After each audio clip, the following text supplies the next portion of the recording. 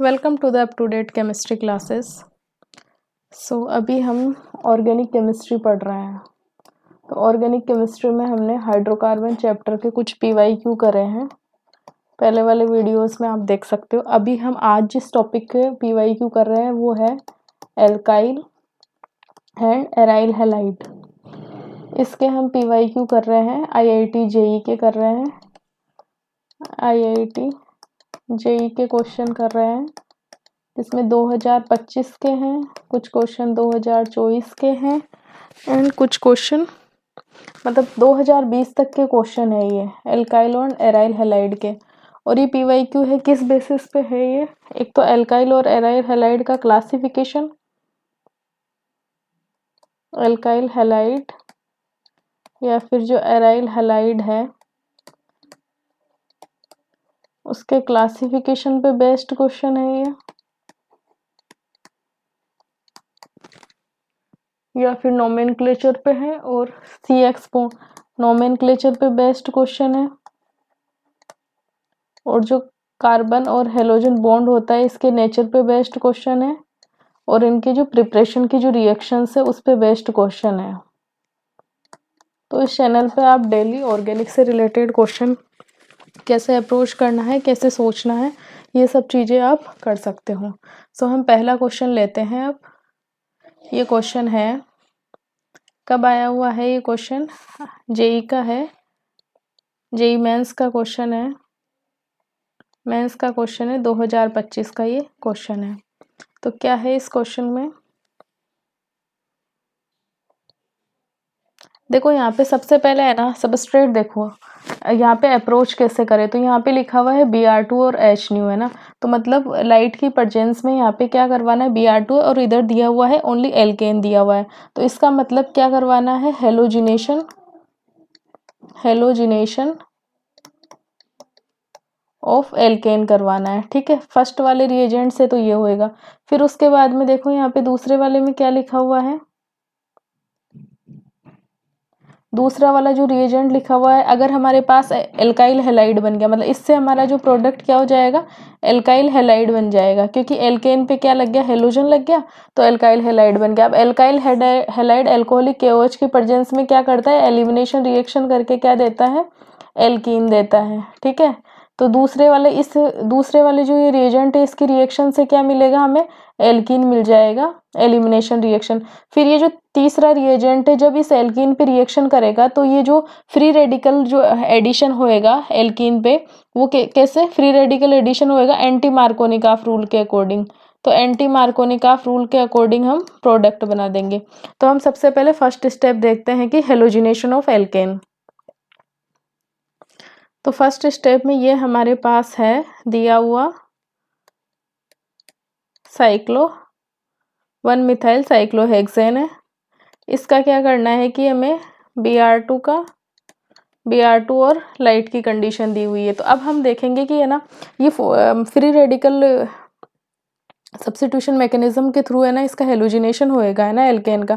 तो सबसे पहले तो क्या होएगा कि लाइट की प्रेजेंस में जो Br बॉन्ड का होमोलाइटिक क्लीवेज होके हमें क्या मिलेगा, Br रेडिकल मिलेगा। ठीक है, फिर उसके बाद में हम देखेंगे कि जो साइक्लो एल्केन है या जो एल्काइल होता है, एल्केन होता है उसके है ना 3 डिग्री एल्केन का है ना मोर रिएक्टिव रहता है देन 2 डिग्री और फिर 1 डिग्री है ना कार्बन एटम। तो यहाँ पे हम देख रहे हैं कि ये वाला कार्बन एटम कैसा है, 3 डिग्री है, ये वाला कैसा है, 2 डिग्री है और ये वाला 1 डिग्री है। तो अगर हम देखें अब ये जो Br रेडिकल है ना ये कौन से कार्बन पे रिएक्ट करेगा, इस 3 डिग्री वाले CH बॉन्ड को ब्रेक करेगा। ये जो CH बॉन्ड है इसका होमोलाइटिक क्लीवेज करेगा, क्योंकि इसका होमोलाइटिक क्लीवेज करने से यहाँ पे जो रेडिकल बनेगा ना वो कौन सा रेडिकल बनेगा, इस वाले अगर CH बॉन्ड का क्लीवेज करता है तो यहाँ पे जो रेडिकल बनेगा, फ्री रेडिकल बनेगा, वो कैसा बनेगा, वो 3 डिग्री बनेगा। इसलिए और हमें पता है कि 3 डिग्री फ्री रेडिकल है ना मोर स्टेबल होता है। अगर इस वाले बॉन्ड के CH बॉन्ड का ब्रेक होता है तो वहाँ से 2 डिग्री रेडिकल मिलेगा और यहाँ वाले CH बॉन्ड का ब्रेक करने पर है ना 1 डिग्री रेडिकल मिलेगा। तो हमारा जो मेजर प्रोडक्ट बनेगा वो 3 डिग्री फ्री रेडिकल से मिलेगा। तो नेक्स्ट स्टेप में क्या होगा, ये जो Br रेडिकल है इस CH बॉन्ड का होमोलाइटिक क्लीवेज करेगा। इसका होमोलाइटिक क्लीवेज होएगा जिससे क्या हो जाएगा, एक तो एल्काइल रेडिकल मिल जाएगा ये एल्काइल रेडिकल मिल गया और साथ ही में HBr का फॉर्मेशन हो गया। नेक्स्ट स्टेप में क्या होगा कि ये जो फ्री रेडिकल है, एल्काइल फ्री रेडिकल है, ये नेक्स्ट Br मॉलिक्यूल पे अटैक करेगा, इसका होमोलाइटिक क्लीवेज होएगा और ये जो Br रेडिकल है इस वाले कार्बन रेडिकल पे लग जाएगा। तो ये हो गया हमारे पास स्टेप 1 का प्रोडक्ट हो गया, ये स्टेप 1 का हमारे पास प्रोडक्ट हो गया। ठीक है, ये रिएक्शन 1 तक का जो है ना हेलोजिनेशन ऑफ एल्केन हो गया। अब इस पे क्या करना है, एल्कोहलिक जो KOH है उसकी प्रेजेंस में इसे हीट करेंगे। देखो आप देख सकते हो, ये देखो एल्कोहलिक KOH की प्रेजेंस में इस जो फर्स्ट स्टेप से जो प्रोडक्ट मिला उसको एल्कोहलिक KOH की प्रेजेंस में हीट करना है। तो ये हो गया, एल्कोहलिक KOH की प्रेजेंस में ना एलिमिनेशन रिएक्शन होती है ना, तो इसमें देखते हैं कि ये वाला कार्बन कौन सा हो गया, ये वाला कार्बन अल्फा कार्बन हो गया, ये वाला बीटा कार्बन हो गया, ये वाला भी बीटा कार्बन हो गया और ये भी बीटा कार्बन हो गया। तो अगर हम एल्कीन बनाते हैं सब, अगर बेस की प्रेजेंस में क्या होगा कि मोर एसिड, बेस की प्रेजेंस में क्या होएगा कि H+ निकलेगा, है ना। ठीक है, और इसमें है ना सेडजेफ प्रोडक्ट बनता है, सेडजेफ प्रोडक्ट बनता है, मतलब मोर स्टेबल एल्कीन बनती है, मोर सब्स्टिट्यूटेड। अगर यहाँ से H निकलता है ना, बेस जो है ना इस वाले H+ को लेके जाता है तो एल्कीन कहाँ बनेगी, यहाँ बनेगी, है ना। ठीक है, और अगर इस वाले H को, ये दोनों सेम है, ये वाले H अगर इस H को अगर रिमूव करता है तो इस बॉन्ड के इलेक्ट्रॉन इधर जाएंगे और ये बाहर निकल जाएगा, तो मोर सब्स्टिट्यूटेड एल्कीन बनेगी। इसीलिए सेडजेफ प्रोडक्ट में क्या होता है कि मोर सब्स्टिट्यूटेड एल्कीन ही प्रीफर करी जाती है, इसीलिए ये वाला बीटा हाइड्रोजन निकलेगा। इससे हमें स्टेप 2 से हमें जो प्रोडक्ट मिला वो है, ये हमें एल्कीन मिल गई। ठीक है, अब तीसरे स्टेप में क्या होगा कि जो पेरोक्साइड की प्रेजेंस में है ना, पेरोक्साइड की प्रेजेंस में क्या HBr का एडिशन हो रहा है पाई बॉन्ड पे, है ना। तीसरा स्टेप यही है ना, तीसरा स्टेप देखो HBr का पेरोक्साइड की प्रेजेंस में और लाइट की प्रेजेंस में ना एडिशन हो रहा है पाई बॉन्ड पे। तो ये कौन से रूल के अकॉर्डिंग होता है, लाइट की प्रेजेंस भी है क्योंकि फ्री रेडिकल इनिशिएशन के लिए चाहिए। तो ये कौन सा प्रोसीजर है, ये प्रोसीजर होएगा एंटी मार्कोनिकॉफ प्रोडक्ट देगा, है ना। लाइट की प्रेजेंस में मार्कोनिकॉफ प्रोडक्ट बनेगा इसमें। ठीक है, तो इसमें एंटी मार्कोनिकॉफ प्रोडक्ट में क्या होता है कि H वहां जाता है जहां से पहले से H कम हो, है ना। तो इस वाले कार्बन पे अगर हम देखें, इस वाले कार्बन पे तो एक हाइड्रोजन ये है, लेकिन इस वाले कार्बन पे एक भी हाइड्रोजन नहीं है, तो हाइड्रोजन तो कहाँ जुड़ेगा, H+ तो कहाँ जुड़ेगा, इस वाले कार्बन पे जुड़ेगा, और जो Br है ना वो इस वाले कार्बन पे जुड़ेगा। तो इसका जो प्रोडक्ट हो जाएगा, इस रिएक्शन का फाइनल प्रोडक्ट हो जाएगा ये, और यहाँ पे लग गया Br और ये हो गया CH3। तो ये इसका है ना फाइनल प्रोडक्ट रहेगा। तो ये कौन से ऑप्शन में हम देख सकते हैं ऊपर जाके, देखो option B, option B is the correct answer of this question. अगर हम इस स्टेप का मैकेनिज्म अगर देखना चाहें, इस स्टेप का कि जो पेरोक्साइड इफेक्ट या जिसे खरास इफेक्ट बोलते हैं, इसमें क्यों है ना एंटी मार्कोनिकॉफ, क्यों ये एडिशन होता है, वो रेडिकल मैकेनिज्म के थ्रू होता है ना, फ्री रेडिकल मैकेनिज्म के थ्रू होता है, ये फ्री रेडिकल मैकेनिज्म के थ्रू होता है। ठीक है, तो ये क्यों होता है कि एंटी मार्कोनिकॉफ प्रोडक्ट क्यों देता है। ठीक है, तो सबसे पहले इसका मैकेनिज्म हम हल्का सा, अगर किसी स्टूडेंट को इंटरेस्ट हो तो ये देख सकता है, अदरवाइज स्किप कर सकता है नेक्स्ट क्वेश्चन पे। जैसे कि ये बॉन्ड है, बस एक रफली आइडिया होना चाहिए। तो ये होगा फोटोकेमिकल कंडीशंस की प्रेजेंस में क्या होएगा,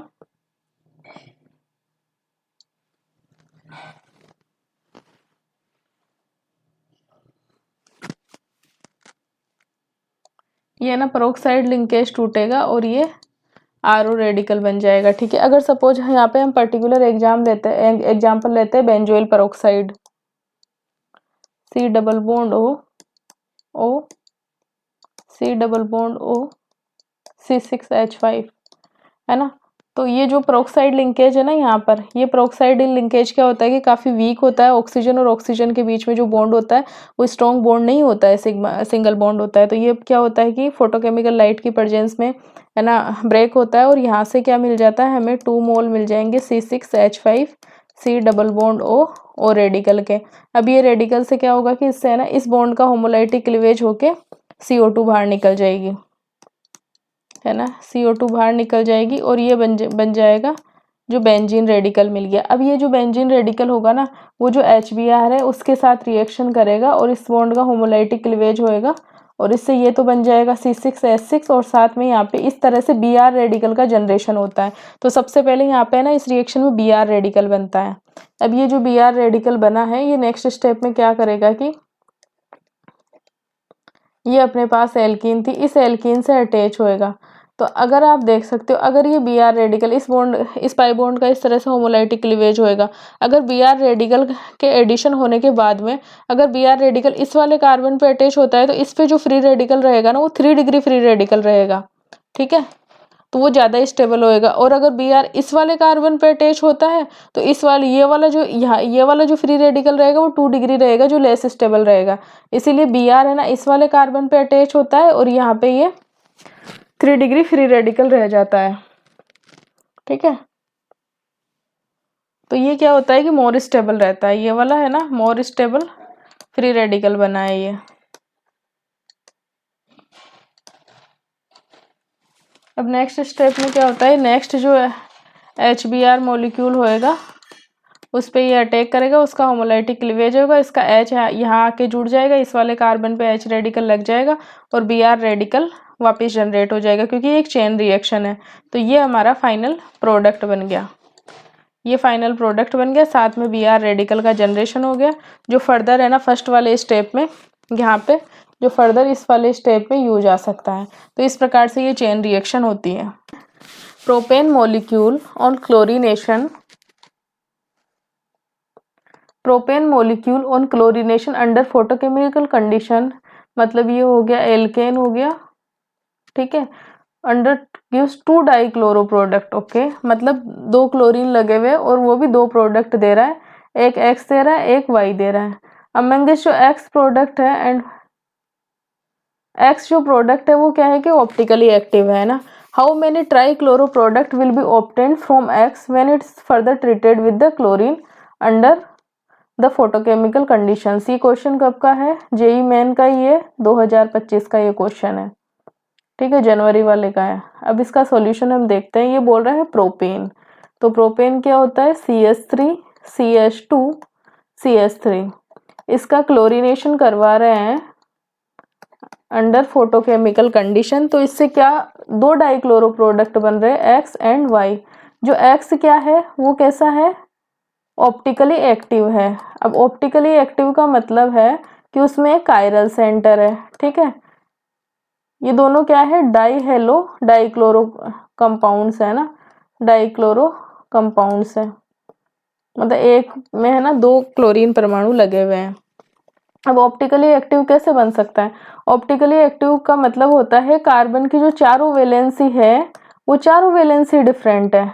ऑप्टिकली एक्टिव का मतलब यही हो गया, अगर हमारे पास ये है प्रोपेन है, हमारे पास प्रोपेन है CH3 C, तो अगर है ना डाइक्लोरो बना रहे हैं ना,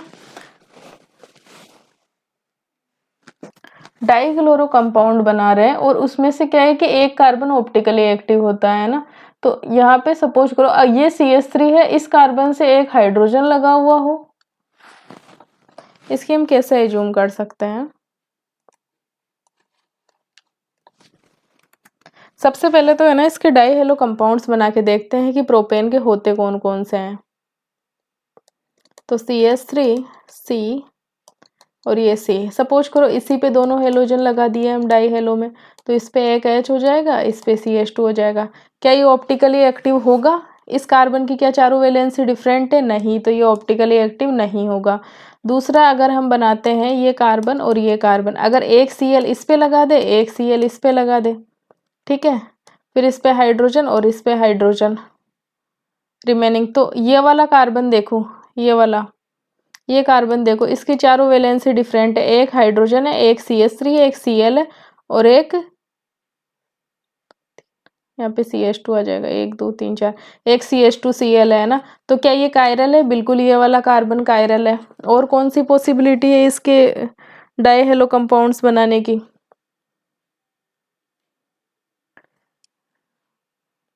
और पॉसिबिलिटी कौन सी है? ये कार्बन है, ये कार्बन है, ये कार्बन है। अगर दोनों हेलोजन इसी पे लगा दी जाए, ठीक है, तो ये CH3 और ये CH3, क्या ये ऑप्टिकली एक्टिव होगा कार्बन? कोई भी इसमें ऑप्टिकली एक्टिव कार्बन है? नहीं है इसमें कोई भी optically active carbon.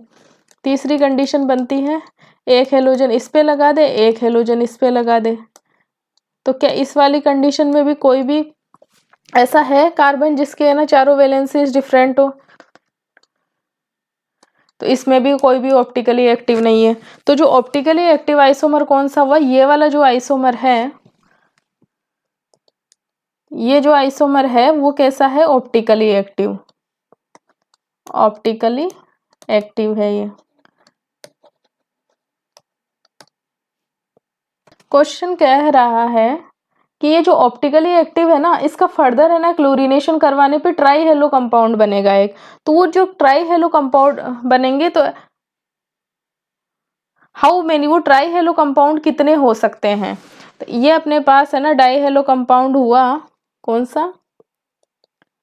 CH3 CH CH, ये Cl और ये Cl, ये डाई हेलो कंपाउंड हुआ। इसमें ये कायरल सेंटर है, इसका फर्दर क्लोरीनेशन करवाया है ना, एक बार क्लोरीनेशन करवाएगा, जिससे क्या बनेंगे? ट्राई हेलो कंपाउंड बनेंगे। ट्राई हेलो कंपाउंड बनेगा जिससे, है ना। तो वो ट्राई हेलो कंपाउंड कितने हो सकते हैं? तो इसमें क्लोरीनेशन कहाँ कहाँ हो सकता है? एक क्लोरीनेशन यहाँ हो सकता है जिससे A टाइप का प्रोडक्ट मिलेगा, एक क्लोरीनेशन इसी कार्बन पे हो जाए तो जिससे कौन सा B टाइप का प्रोडक्ट मिल जाएगा, और एक क्लोरीनेशन कहाँ हो सकता है? इस वाले कार्बन पे हो जाए तो जिससे C टाइप का प्रोडक्ट मिल जाएगा। तो कितने टोटल 3 प्रकार के ट्राई हेलो प्रोडक्ट मिल सकते हैं ना। इसके हम बना देते हैं कौन कौन से ट्राई हेलो कंपाउंड्स होंगे। CH2Cl CHCl, एक तो ये हो जाएगा A प्लस CH2, इसी पे एक Cl लग गया, इसी पे दूसरा Cl, और ये CH2Cl। तीसरा ये हो गया, दूसरा B टाइप का ये हो गया। तीसरा C टाइप का कौन सा हो जाएगा? ये CH3, ये CHCl और ये CH, इस पे इस वाले कार्बन पे ये C टाइप का हो गया। तो टोटल कितने प्रकार के हो गए? 3 प्रकार के ट्राई हेलो कंपाउंड्स बन गए। तो इसका आंसर क्या हो गया क्वेश्चन का? 3 आंसर हो गया। तो option A is the correct answer of this question. Number 3 है, ये भी कब का क्वेश्चन है? जेई मेंस का क्वेश्चन है, जनवरी के मंथ में जो एग्जाम हुआ था 2025 का। ये क्वेश्चन बोल रहा है, following are the 4 molecules PQRS, which of one of the following the 4 molecules will react with the HBr at the fastest rate. मतलब HBr है, एल्कीन पे ये एडिशन रिएक्शन दे रहा है, तो इसमें कौन सा, इसको कैसे आइडेंटिफाई करेंगे? कार्बोकेटाइन जो बनेगा, जैसे ये पाई बॉन्ड के इलेक्ट्रॉन है ये इधर शिफ्ट होंगे, इससे है ना HBr का H ऐड हो जाएगा इस वाले से, फिर यहाँ पे पीछे क्या बचेगा? कार्बोकेटाइन बनेगा। तो उस कार्बोकेटाइन की जो स्टेबिलिटी जितनी ज़्यादा होएगी वही रिएक्शन सबसे फास्ट होएगी। तो यहाँ पर हम देखते हैं, अगर इस बॉन्ड के इलेक्ट्रॉन्स का शिफ्ट इधर होता है, दोनों तरफ से किसी भी साइड हो जाए, अगर इधर होता है तो यहाँ पे H प्लस लग जाएगा, यहाँ पे H प्लस लग जाएगा, यहाँ पे कार्बोकेटाइन बनेगा। लेकिन जब Q वाली में देखते हैं तो इधर इलेक्ट्रॉन्स का शिफ्ट होएगा, पीछे यहाँ पे कार्बोकेटाइन बनेगा, जो कि है ना सब्स्टिट्यूटेड कार्बोकेटाइन है, जो कि स्टेबल है। इस वाले में इधर इलेक्ट्रॉन्स का शिफ्ट होएगा, यहाँ पे कार्बोकेटाइन बनेगा, जो कि एक हाइपर कॉन्जुगेशन से स्टेबलाइज ओनली, और इस वाली कंडीशन में इधर भी ट्रांसफर हो जाएगा, यहाँ पे कार्बोकेटाइन बनेगा जो ओनली हाइपर कॉन्जुगेशन से प्लस एस से स्टेबलाइज है, ये भी प्लस एस से स्टेबलाइज है। जबकि जो क्यू वाला है ना वो किससे स्टेबलाइज है? सब्स्टिट्यूटेड कार्बोकेटाइन रेजोनेंस से स्टेबलाइज है।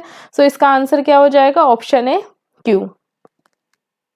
क्वेश्चन नंबर 4 है। क्वेश्चन नंबर 4 में पूछ रहा है कि ये एक एल्कीन है, इस पे Cl2 का एडिशन करवाना है। एक तो करवाना है फोटोकेमिकल लाइट की प्रेजेंस में है, और एक CCl4 की प्रेजेंस में। तो इसमें तो कहाँ होएगा? ये डबल बॉन्ड पे एडिशन होएगा, है ना, डबल बॉन्ड पे एडिशन होएगा। और फर्स्ट वाली जो रिएक्शन है उसमें क्या होएगा? एल्केन से एल्काइल हैलाइड बनेगा, ठीक है। तो सबसे पहले हम देखते हैं प्रोडक्ट ए कैसे बनाएंगे ना। तो प्रोडक्ट ए है ना, वो है हेलोजिनेशन ऑफ एल्केन है। अगर फोटोकेमिकल कंडीशन अगर आपको दिखती है Cl2 के साथ, मतलब क्या करना है, हेलोजिनेशन ऑफ एल्केन करना है, ठीक है। इसमें क्या होगा कि जो Cl रेडिकल Cl बॉन्ड है ना, होमोलाइटिक क्लीवेज होके यहाँ पे 2 Cl रेडिकल बन जाएंगे। फिर उसके बाद में ये हमारे पास एल्कीन सबस्ट्रेट है, ठीक है। तो यहाँ से क्या होएगा, सॉरी यहाँ पे एच है, इस बॉन्ड का क्लीवेज होएगा जिससे क्या बनेगा, ये वाला रेडिकल बन जाएगा, ठीक है, जो कि है ना रेजोनेंस स्टेबलाइज है।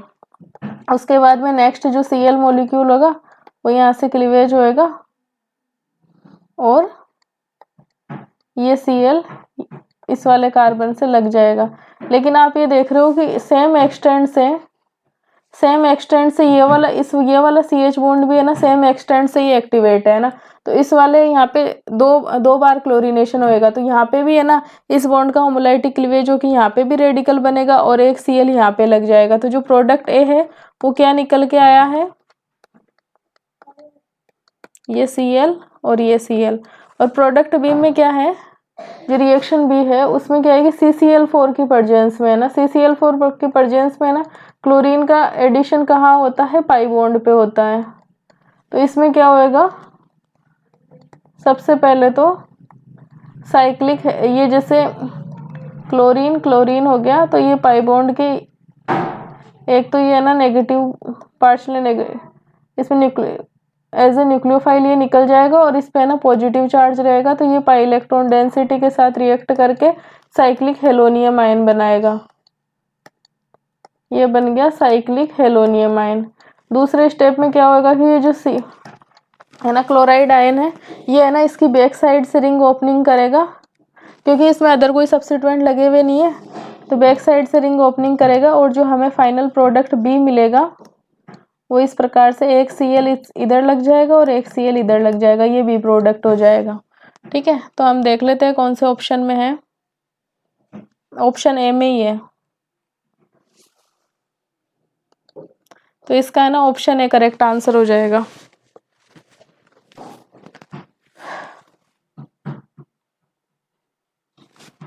ये तो बहुत सिंपल क्वेश्चन है, ये कब का आया हुआ है, जेई का क्वेश्चन है, 2024 का ये क्वेश्चन है, 2024 का ये क्वेश्चन है, जनवरी के मंथ वाले का। तो इसमें पूछ रहा है विनाइलिक हैलाइड कौन सा है। तो विनाइलिक हैलाइड कौन सा होता है, कार्बन कार्बन डबल बॉन्ड होता है और उसी से हेलोजन लगा हुआ रहता है। ये जो जिस भी स्ट्रक्चर में यहाँ पे दी हुई हो जिसमें से ये वाला बॉन्डिंग प्रेजेंट है वो कैसा है, विनाइलिक हैलाइड है, ठीक है। मतलब जो sp2 हाइब्रिडाइज्ड जो कार्बन एटम है ना, ये कार्बन एटम कैसा है, sp2 हाइब्रिडाइज्ड, उससे डायरेक्ट है ना हेलोजन लगा हुआ है। लेकिन ये वाला कैसा है, इसमें तो पूरी बेंजीन रिंग है, तो ये वाला तो कैसा है, एराइल हैलाइड है, इसमें भी लगा हुआ तो sp2 कार्बन से, लेकिन ये पूरा अगर बेंजीन रिंग से के साथ लगा हो तो उसे एराइल हैलाइड बोलेंगे। इस टाइप वाले का ये वाला कौन सा है, ये एलाइलिक हैलाइड है, क्योंकि अगर ये डबल बॉन्ड है फिर उसके बाद में एक C लगा हुआ है sp3 हाइब्रिडाइज, फिर उसके साथ X लगा हुआ है, तो उसे बोलते हैं एलाइलिक बोलते हैं। इस वाले स्ट्रक्चर को ध्यान रखो, यहाँ पे अगर कुछ भी, तो इस वाली स्ट्रक्चर को हम बोलते हैं एलाइलिक स्ट्रक्चर बोलते हैं, ठीक है। अब नेक्स्ट ऑप्शन सी में देखते हैं, इस वाले भी, ये वाला भी एलाइलिक ही है, देखो ये भी एलाइलिक है। लेकिन जब हम डी ऑप्शन में जाते हैं तो देखो ये sp2 हाइब्रिडाइज्ड कार्बन एटम है और इससे डायरेक्ट लगा हुआ है और कोई भी एरोमेटिक वगैरह टाइप का कुछ नहीं है, तो ये वाला कैसा होएगा, ये विनाइलिक हैलाइड होएगा। तो इसका करेक्ट आंसर क्या हो जाएगा, ऑप्शन डी। नेक्स्ट क्वेश्चन है आईपीएससी नोमेनक्लेचर से है, identify the structure of A 2,3 dibromo 1 phenyl pentane. Okay, तो इसमें क्या है, 2,3 डाइब्रोमो। ओके, देखो मतलब जिस कार्बन से जिससे है ना ये बेंजीन रिंग लगी हुई ना, उस कार्बन को 1 नंबर देंगे, ठीक है। तो इसको 1 देंगे, क्या दूसरे पे ब्रोमीन है, नहीं, तो ये नहीं होगा। इस वाले में तो फर्स्ट वाले पे ही ब्रोमीन है, तो इस पे भी नहीं होएगा। जिस कार्बन से बेंजीन रिंग लगी हुई है ना उसे 1 नंबर देंगे, ये भी नहीं होगा। अब इस वाले ऑप्शन में देखो, इसे 1 नंबर दिया, इसे 2 दिया, 3 दिया, 4 दिया, 5 दिया, ठीक है। तो ये जो सब्स्टिट्यूएंट ये तो हो गया 2,3 डाइब्रोमो, ठीक है। फिर 1 फिनाइल और पेंटेन, तो ये इसका करेक्ट स्ट्रक्चर होगा। ये भी है ना 2024 में आया हुआ क्वेश्चन है। ये काफ़ी अच्छा क्वेश्चन है स्टेटमेंट का। इसमें ये बोल रहा है कि ये फिंकेल्स्टीन रिएक्शन है। आप देख सकते हो कि एल्काइल ब्रोमाइड है, उसका है ना आई के साथ रिएक्शन करके, और है ना ये SN2 रिएक्शन होएगी, सब्स्टिट्यूशन रिएक्शन है, और इसमें क्या हो जाएगा RCH2I बन जाएगा, ठीक है। ये क्यों एल्काइल आयोडाइड बन जाएगा। साथ ही में है ना Br रेडिकल Br आयन बनेगा, ठीक है, Br आयन। तो ये Br क्या होता है कि इसमें है ना Br जो हेलाइड होता है, ये एसीटोन की प्रेजेंस में इसमें क्या होता है कि ये प्रेसिपिटेट हो जाता है। तो मतलब ये प्रेसिपिटेट हो गया, इसमें है ना जैसे जो आयोडाइड लिया है ना, तो आयोडाइड का सोल्ट लिया जाता है। ऐसे तो है नहीं कि पर्टिकुलर एक कोई भी है ना मतलब आयोडाइड आयन ले लेंगे, कोई ना कोई सोल्ट ही ऐड किया जाता है। तो इस रिएक्शन में है ना जैसे जनरली NaI सोडियम आयोडाइड डाला जाता है, तो इसका है ना जो आयोडाइड का जो भी पॉजिटिव पार्ट होएगा है ना, इसका जो भी पॉजिटिव पार्ट होएगा उसके साथ क्या करेगा कि ये जो है ना ब्रोमीन है ना, ये उसके साथ क्या होगा कि PPT देगा, ये PPT बनेगी। अब इसमें ना अगर सोडियम आयोडाइड लेते हैं हम आयोडाइड के सोर्स के रूप में है ना, तो आयोडाइड के सोर्स के रूप में अगर हम सोडियम आयोडाइड लेते हैं, तो ये जो ब्रोमाइड है ये क्या होगा कि यहाँ पे कि sodium iodide plus Br minus, ये क्या बनाएगा NaBr बनाएगा। और ये जो NaBr होता है ना, ये एसीटोन के अंदर क्या होता है कि PPT बना देता है। तो PPT बनाने के कारण ये एज ए जो आयंस की फॉर्म में रह ही नहीं पा रहा है, ये PPT की फॉर्म में आ गया है ना। तो Br की है ना आयंस के फॉर्म में एसीटोन की प्रेजेंस में अवेलेबिलिटी ही नहीं है, तो ये कंपीटिंग न्यूक्लियोफाइल की तरह तो एक्ट नहीं कर सकता।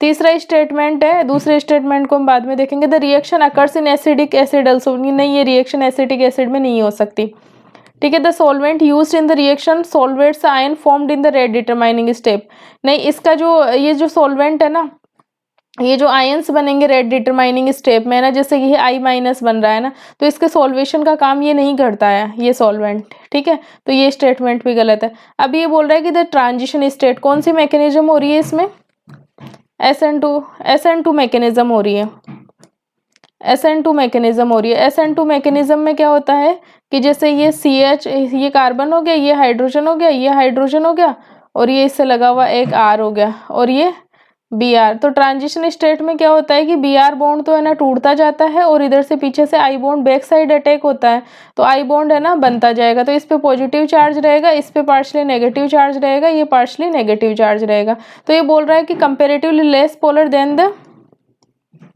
Comparatively less polar the localized anion, है ना। अगर लोकलाइज्ड एनायन है उसके कंपेरेटिवली तो है ना ये लेस पोलर रहेगी, क्योंकि इसमें जो बॉन्ड मतलब एक बॉन्ड टूट रहा है, एक बॉन्ड ये वाला बॉन्ड तो फॉर्म हो रहा है ना।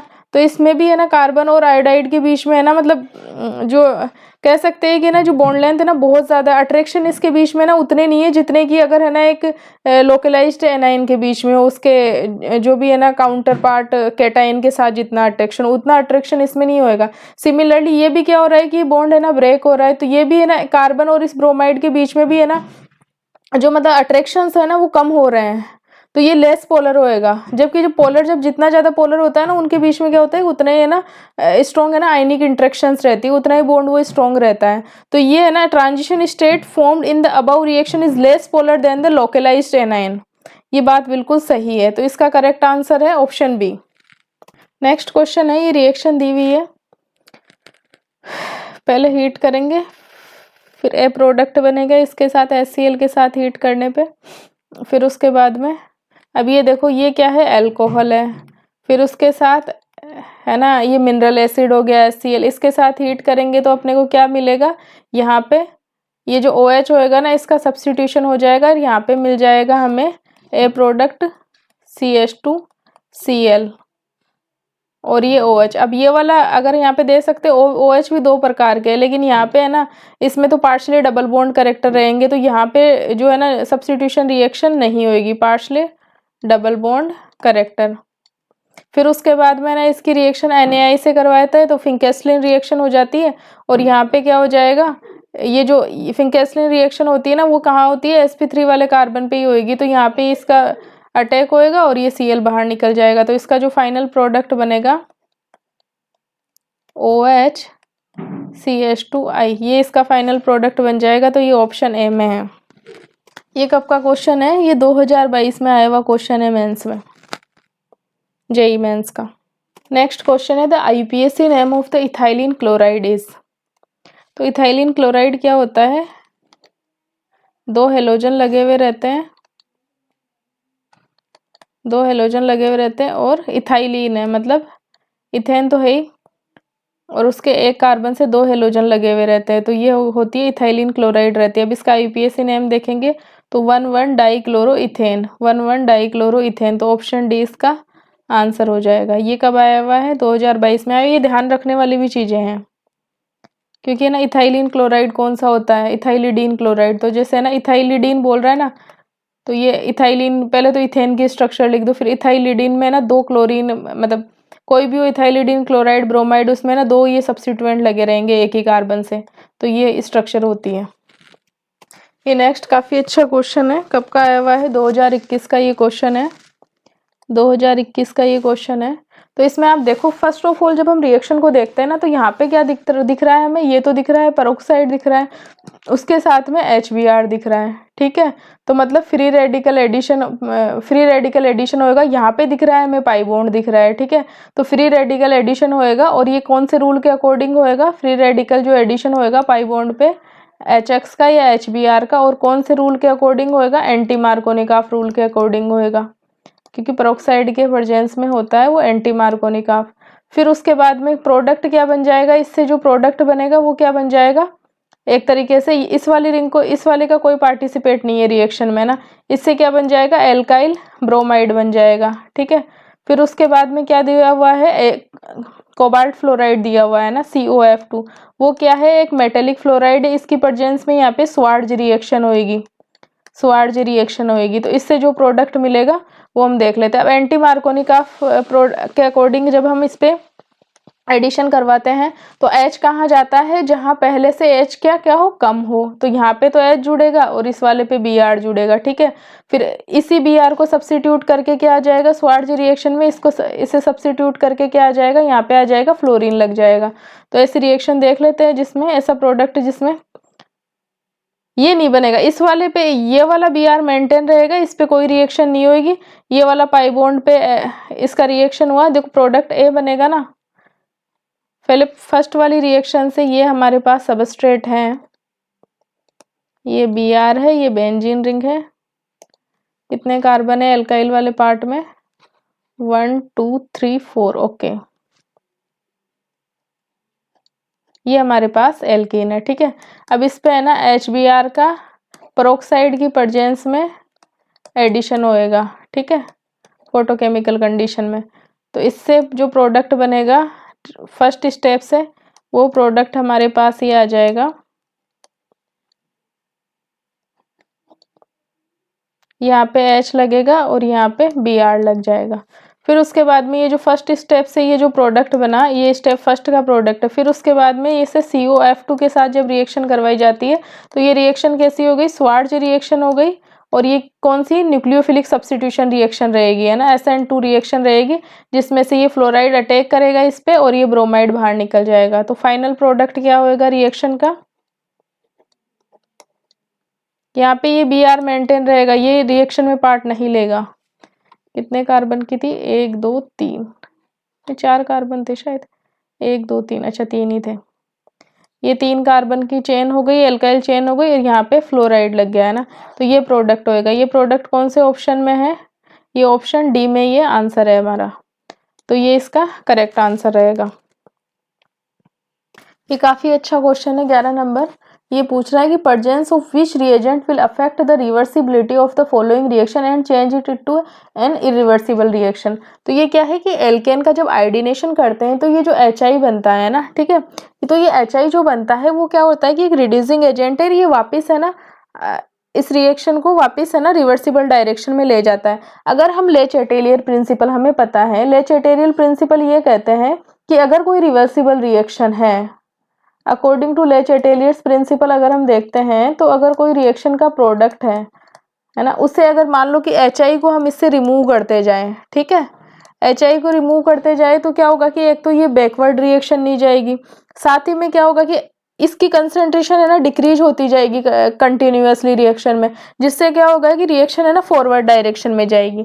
तो इसके लिए क्या होता है कि HI को रिमूव करने के लिए हम क्या डालते हैं, स्ट्रॉन्ग ऑक्सीडाइजिंग एजेंट डालते हैं, स्ट्रॉन्ग ऑक्सीडाइजिंग एजेंट डालते हैं, ठीक है, स्ट्रॉन्ग ऑक्सीडाइजिंग एजेंट डालते हैं। एग्जाम्पल क्या है, या तो फिर है ना कंसनट्रेट HiO3 ले सकते हैं, HNO3 भी ले सकते हैं, कंसनट्रेट HiO3 भी ले सकते हैं, जो क्या करते हैं कि इस HI को है ना I2 में है ना कन्वर्ट कर देते हैं। और इसी के साथ ये I2 क्या होता है कि ये एज ए रिएक्टेंट रिएक्शन में पार्ट भी कर सकता है, मतलब रिएक्टेंट की कंसंट्रेशन तो इंक्रीज हो गई और इस जो प्रोडक्ट जो रिएक्शन को बैकवर्ड डायरेक्शन में लेके जा रहा था उसकी कंसंट्रेशन हम रेगुलरली कम करते जा रहे हैं। तो इसमें कोई भी है ना स्ट्रॉन्ग ऑक्सीडाइजिंग एजेंट डालने से ये रिएक्शन है ना फॉरवर्ड डायरेक्शन की तरफ इरिवर्सिबली शिफ्ट हो जाएगी।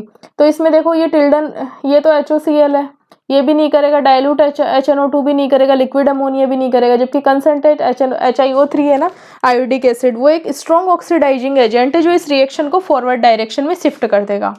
ये क्वेश्चन काफी सिंपल सा है, ये 2020 में आया हुआ क्वेश्चन है। क्वेश्चन क्या कह रहा है, among the following compound which one has shortest Cl bond. Shortest Cl bond का मतलब हो गया कि जिसमें ना जिसकी बॉन्ड स्ट्रेंथ क्या होगी, सबसे ज्यादा होएगी, उसका उतना ही बॉन्ड लेंथ क्या होगा कि कम होएगा, मतलब वो बॉन्ड उतना ही क्या होएगा, बॉन्ड उतना ही शॉर्ट होएगा, ठीक है। तो हम स्ट्रॉन्ग बॉन्ड स्ट्रेंथ देखते हैं कि किसमें है, कि इन एग्जांपल्स में देखते हैं। देखो यहाँ पे तो कौन सा है, ये sp3 कार्बन है और ये sp3 हाइब्रिडाइज्ड कार्बन है। इसका अगर हाइब्रिडाइजेशन देखें तो इसका कौन सा है, sp2 हाइब्रिडाइजेशन है, इसका देखें तो sp2 हाइब्रिडाइजेशन, इसका भी देखें तो sp3 हाइब्रिडाइजेशन है। तो sp2 हाइब्रिडाइजेशन में क्या होता है कि परसेंट s करेक्टर ज्यादा होने से इसकी जो इलेक्ट्रोनेगेटिविटी है ना वो क्या होगी कि ज्यादा होगी। साथ ही में अगर इस फैक्टर को भी अगर हम देखें नेग्लेक्ट करें तो इसका जो क्लोरीन का है, ये जो लोन पेयर है वो इसके साथ क्या हो सकता है कि पाई बॉन्ड के साथ कॉन्जुगेशन में जा सकते हैं, इसलिए C और जो CCl बॉन्ड में क्या होगा कि पार्शली डबल बॉन्ड करेक्टर आ जाएंगे, इसीलिए पार्शली डबल बॉन्ड के आने के कारण इसकी जो बॉन्ड लेंथ होगी ना वो कैसी होगी, शॉर्टेस्ट होगी, ठीक है। तो option A is the correct answer.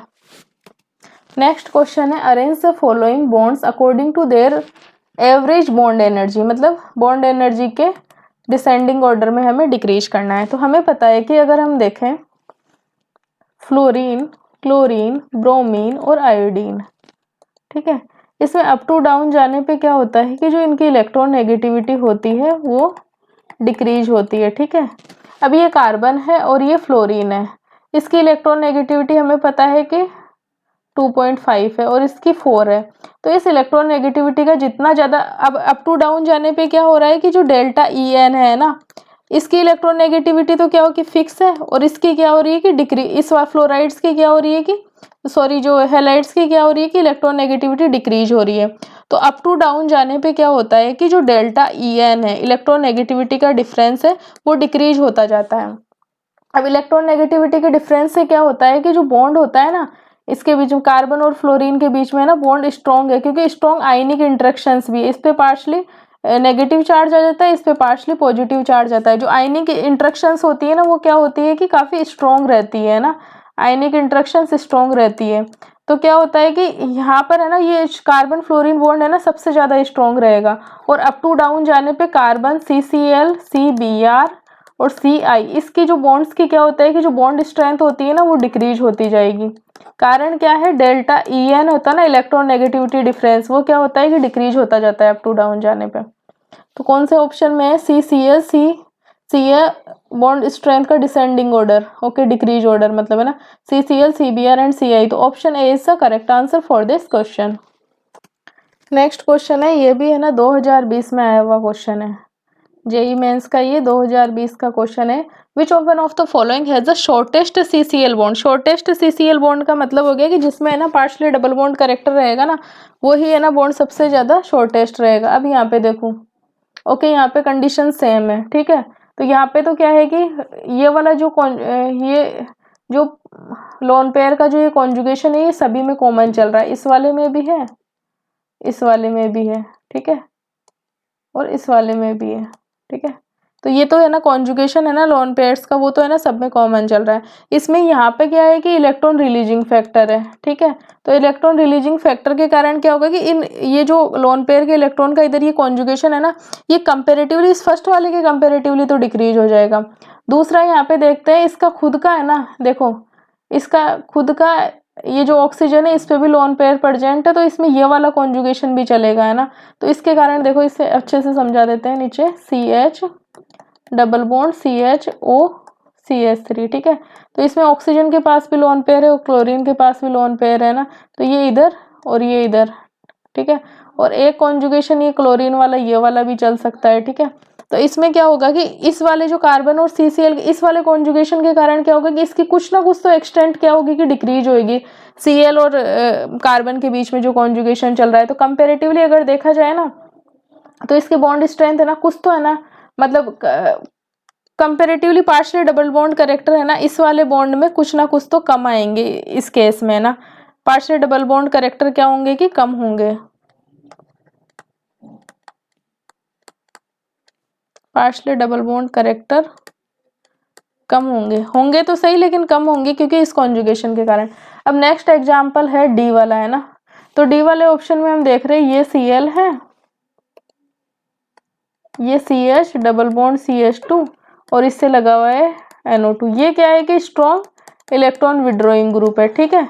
ये इलेक्ट्रॉन विड्रॉइंग ग्रुप है, तो ये क्या होगा कि Cl के इलेक्ट्रॉन इधर आएंगे, ये इधर आएंगे, लेकिन इसकी क्या टेंडेंसी है, ये इलेक्ट्रॉन को और अधिक इधर खींचेगा, क्योंकि ये विड्रॉइंग ग्रुप है, इलेक्ट्रॉन्स को खींचने की जो टेंडेंसी ज्यादा रहेगी। तो ये वाला जो बॉन्ड है ना, इसमें जो पार्शियली डबल बॉन्ड करेक्टर है वो क्या होंगे कि इस वाले बॉन्ड में partially double bond character increase हो जाएंगे।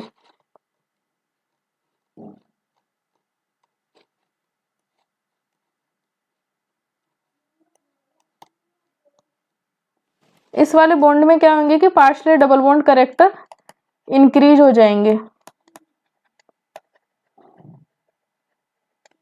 Character increase. तो अब हमारे पास जो ऑप्शन है ना ओनली इसी में है ना, ऑप्शन डी वाले में ही ओनली इलेक्ट्रॉन विड्रॉइंग इफेक्ट लगा हुआ है। तो इसी की जो bond length CCl bond length होगी ना, इसी में सबसे ज्यादा पार्शियली डबल बॉन्ड करेक्टर रहेंगे, तो ये वाला ही सबसे शॉर्टेस्ट रहेगा।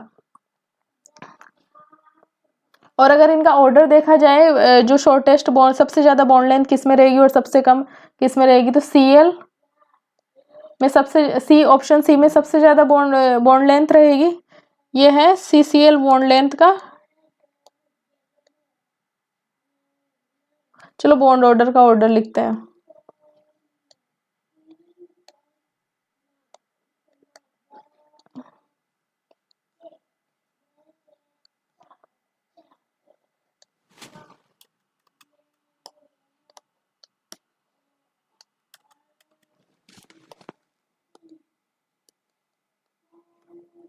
कार्बन क्लोरीन जो बॉन्ड स्ट्रेंथ है ना उसका ऑर्डर लिखते हैं हमें ना, सभी का कौन कौन सा। तो सबसे ज्यादा तो जो बॉन्ड स्ट्रेंथ होगी ना वो किसकी होगी, डी वाले की होगी। बॉन्ड स्ट्रेंथ का ऑर्डर है,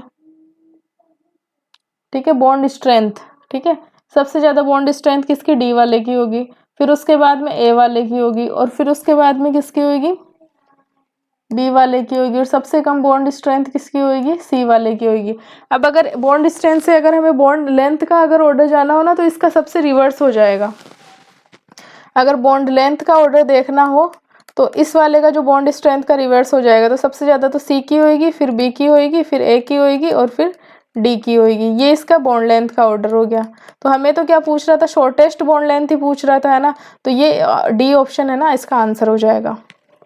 ये तो काफ़ी सिंपल क्वेश्चन है। ये पूछ रहा है कि द एल्काइल फ्लोराइड कौन सी रिएक्शन से बन सकते हैं। तो ये है ना जो स्वार्ट्ज रिएक्शन होती है वो एल्काइल फ्लोराइड बनाने की रिएक्शन होती है, जिसमें क्या होता है कि कोई भी एल्काइल हैलाइड ले लेते हैं। ये कौन सा हो सकता है, या तो Cl या फिर एल्काइल क्लोराइड या ब्रोमाइड की रिएक्शन जब हेलोजन मेटेलिक फ्लोराइड से करवाते हैं तो इसमें क्या बन जाएगा, ये RF बन जाएगा। सबसे मतलब सब्स्टिट्यूशन रिएक्शन होती है।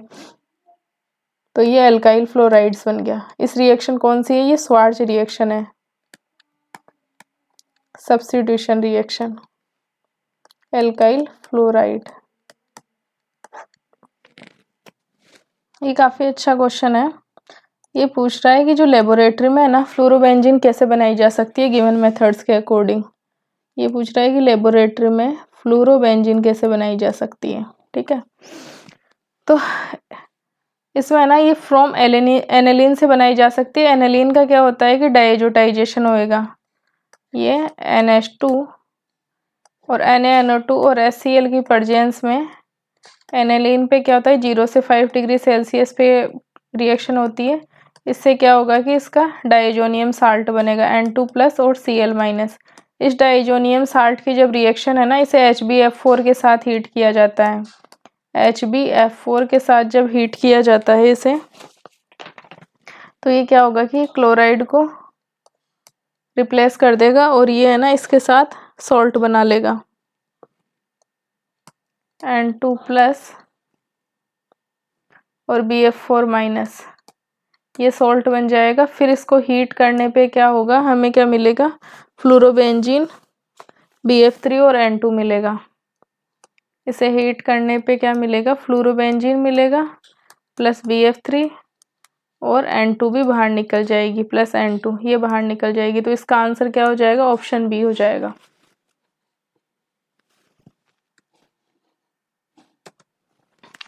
ये क्वेश्चन क्या है, AIEEE 2006 का है। The structure of the compound that gives a try bromo derivatives on treatment with the bromine water. ठीक है, तो इसमें जो हमें सबस्ट्रेट दे रखे हैं, इन सबस्ट्रेट में हमें देखना होगा कि जैसे ये वाला सबस्ट्रेट है ना, इसमें जो ये ऑक्सीजन OH क्या है कि एक इलेक्ट्रॉन रिलीजिंग ग्रुप है ना, और एक इलेक्ट्रॉन रिलीजिंग ग्रुप ये भी है। ठीक है, लेकिन ये इसका जो है ना ERG है ना, इसका ज़्यादा होता है OH का, वो तो केवल हाइपर कॉन्जुगेशन है, ये केवल हाइपर कॉन्जुगेशन लगाएगा। ठीक है, तो यहाँ पर देखो ये इसका प्लस H है ओनली। ठीक है, इसका है रेजोनेंस इफेक्ट है, प्लस R है ना। ठीक है, तो इसमें देखो एक तो ये पोजीशन, एक ये पोजीशन, और इसके कंपेरेटिवली देखा जाए इस ये जो प्लस H है ना, इस वाली पोजीशन पे तो नहीं लग रहा, इस वाली पोजीशन पे तो ओनली क्या लग रहा है, इसका प्लस R ही लग रहा है। अगर हम दूसरा ये वाला कंपाउंड देखें तो इस वाली पोजीशन पे इसका प्लस H भी लग रहा है मिथाइल का, और इस OH का प्लस R भी लग रहा है। इस वाली पोजीशन पे भी प्लस H और प्लस R दोनों लग रहा है, प्लस R और प्लस H दोनों लग रहा है। अगर इस वाली पोजीशन को देखें तो इस वाली पे भी प्लस R भी लग रहा है और मिथाइल का प्लस H भी लग रहा है। तो कंपेरेटिवली ये वाला जो बेंजीन है, इसमें क्या होता है कि इन पोजीशंस पे है ना जो इलेक्ट्रॉन डेंसिटी है वो काफ़ी अच्छी रहेगी, है ना। तो यहाँ पर है ना पॉसिबिलिटी सबसे ज़्यादा है कि ये ट्राइब्रोमो प्रोडक्ट देवें।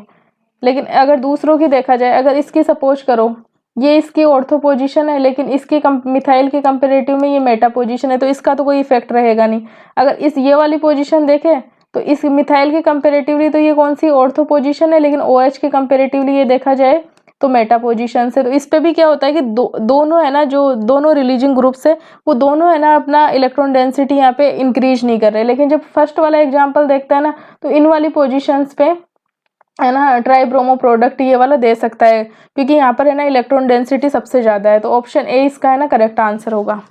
क्वेश्चन नंबर 18 है, जिसमें है ना एक प्रोडक्ट F बन रहा है ना, और इसमें ये F के ये बन रहा है, ये किससे बन रहा है, डिहाइड वाटर मॉलिक्यूल के एलिमिनेशन से बन रहा है। तो सबसे पहले क्या होगा कि बेस के प्रेजेंस में ये OH2 पे ये H+ लग जाएगा, ये मिथाइल ग्रुप है और ये भी मिथाइल ग्रुप है। ये बोल रहा है कि इसकी F की है ना कितनी स्ट्रक्चर्स हो सकती है ना, मतलब इसका स्ट्रक्चरल आइसोमर्स पूछ रहा है। C4H8Br2 5 such products are possible. Okay, 1 2 3 4 okay, मतलब एल्कीन बना रहा है तो एल्कीन का ब्रोमिनेशन का बता रखा है। तो ये क्या होगा कि ये निकल जाएगा और इससे क्या बनेगा, ये कार्बोकेटाइन बन जाएगा। ठीक है,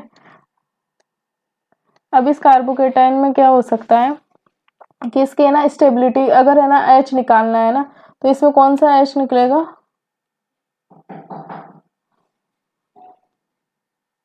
H निकलेगा जो अपने इलेक्ट्रॉन्स को छोड़ते हुए। एक तो एक हाइड्रोजन तो यहाँ पर है, ठीक है, इसके पास भी CH2, H यहाँ पर भी है।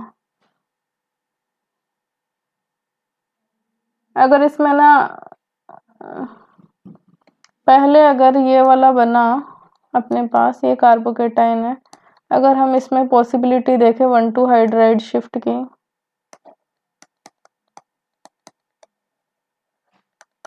1,2 हाइड्राइड शिफ्ट की, तो ये कार्बोकेटाइन बन जाएगा जो कि सिमिलर ही है। मतलब इसमें रीअरेंजमेंट की पॉसिबिलिटी से तो नहीं देखना प्रोडक्ट इसमें। अगर है ना, अब ये H+ निकालना है, अगर यहाँ से H+ निकला तो ये बन गया, ये एल्कीन बन गया, ठीक है। तो ये एल्कीन कैसा हो सकता है, ये अब इसमें ना ये ट्रांस है, ये ट्रांस है, तो ये क्या हो सकता है कि दूसरी पॉसिबिलिटी है, क्योंकि यहाँ पर है ना कार्बोकेटाइन बना ना, तो ये तो क्या होता है कि sp2 हाइब्रिडाइज हो जाता है, तो ये प्लेनर हो जाता है, sp2 हाइब्रिडाइज प्लेनर हो जाता है, तो ट्रांस प्लस सिस दोनों की पॉसिबिलिटी है।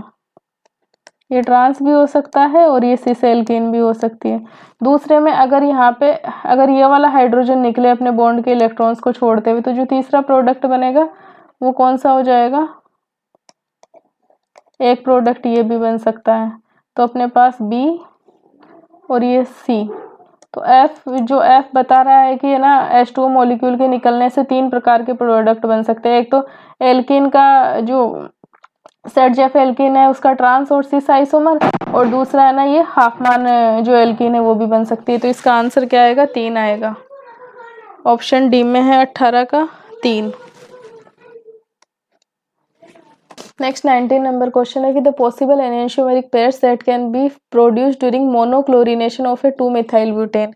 तो सबसे पहले तो हम बनाएंगे ये 4 कार्बन और ये सेकंड पोजीशन पे मिथाइल, ठीक है। अब पूछ रहा है एनेंशियोमर्स, मतलब एनेंशियोमर्स का मतलब हो गया कि ऑप्टिकली एनेंशियोमर्स पेयर्स पूछ रहा है ना, तो मतलब ऑप्टिकली एक्टिव होना चाहिए। इसका सिंपल सा मतलब क्या हो गया, ऑप्टिकली एक्टिव, ठीक है। तो यहाँ पे अगर देखें अब CH, यहाँ पे CH2 और यहाँ पे CH3, अगर यहाँ पे हम है ना क्लोरीनेशन करवाते हैं इस वाली पोजीशन पे, अगर इस वाली पोजीशन पे अगर हमें क्लोरीनेशन करवाते हैं तो एक प्रोडक्ट मिलेगा जिसे, लेकिन वो ऑप्टिकली एक्टिव नहीं होएगा, मोनोक्लोरीनेशन प्रोडक्ट पूछ रहा है। अगर इस वाली पोजीशन पे अगर हम क्लोरीनेशन करवाते हैं, हम इसे समझ सकते हैं कि क्या है, 2-मिथाइल ब्यूटेन है, ये CH3 है, ये CH है, ये CH2 है और ये CH3 है, और यहाँ पे मिथाइल ग्रुप लगा हुआ है। अगर हम क्लोरीनेशन अगर यहाँ पर करते हैं, क्लोरीनेशन चाहे यहाँ पर करेंगे या इस कार्बन पे करेंगे, एक ही टाइप का प्रोडक्ट मिलेगा, A टाइप का। दूसरा, इस वाले कार्बन पे अगर क्लोरीनेशन करते हैं तो B टाइप का प्रोडक्ट मिलेगा, इस वाले कार्बन पे क्लोरीनेशन करते हैं तो C टाइप का प्रोडक्ट मिलेगा, और इस पे क्लोरीनेशन करते हैं तो हमें D टाइप का प्रोडक्ट मिलेगा। अब A टाइप के प्रोडक्ट की अगर हम स्ट्रक्चर देखते हैं तो क्या होगी, Cl CH2 CH CH3 CH2 CH3। यहाँ पर क्लोरीनेशन करने से हम देख रहे हैं कि जो ये वाला कार्बन है, ये इसमें एक ग्रुप ये डिफरेंट लगा हुआ है, ये भी डिफरेंट लगा हुआ है, ये C2H5 लगा हुआ है, ये हाइड्रोजन लगा हुआ है। तो मतलब चारों कार्बन, इस कार्बन के जो चारों ग्रुप क्या है कि डिफरेंट है, मतलब ये कैसा है, कायरल है और ऑप्टिकली एक्टिव है, एनेंशियोमर्स एनेंशियोमेरिक पेयर बनाएगा, ठीक है। तो एक तो ये हो गया। दूसरा अगर हम देखते हैं,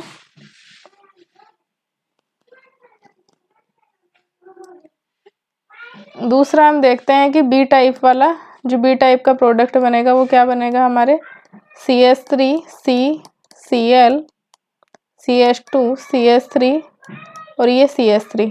तो हम देखते हैं कि इस वाले कार्बन पे जो लगे हुए ग्रुप हैं, इस वाले कार्बन पे देखो, एक तो CH3 ये लगा हुआ, एक CH3 ये लगा हुआ, मतलब ये ऑप्टिकली एक्टिव कायरल, ये कायरल क्या है, नहीं है, ये कायरल नहीं है। प्रोडक्ट टाइप C देखते हैं हम, तो उसमें ये CH2 CH3 ये CH ये CH3 ये CH हो गया, और इस पे हमने लगा दिया Cl और ये CH3। तो इसमें देखते हैं कि देखो इस वाले कार्बन से है ना, इस वाले कार्बन से एक ग्रुप तो ये पूरा लगा हुआ है, एक ये मिथाइल लगा हुआ है, एक क्लोरीन लगा हुआ है और एक हाइड्रोजन, मतलब ये वाला कैसा है, कायरल कार्बन है, कायरल कार्बन है। प्रोडक्ट टाइप D देख लेते हैं हम।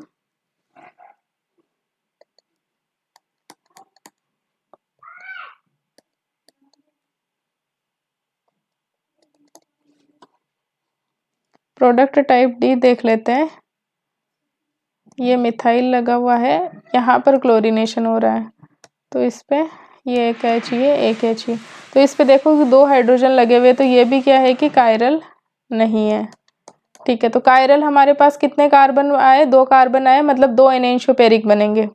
ठीक है, एक तो यहाँ पे क्लोरीनेशन करने से हमारे पास एनेंशियोमर बना है और एक यहाँ पर करने से बना है। तो इसका करेक्ट आंसर क्या हो जाएगा, 2 हो जाएगा। सो ये क्वेश्चन कब का है, 1997 का है, IIT JEE का। सो इस प्रकार ये हमने क्वेश्चन किए आज। इसी प्रकार से नेक्स्ट इम्पोर्टेंट कुछ क्वेश्चन करेंगे प्रीवियस ईयर एग्जाम्स के। सो आप बता सकते हैं कि आपको कैसा लगा, कैसा समझ में आया। So thank you so much for watching this video.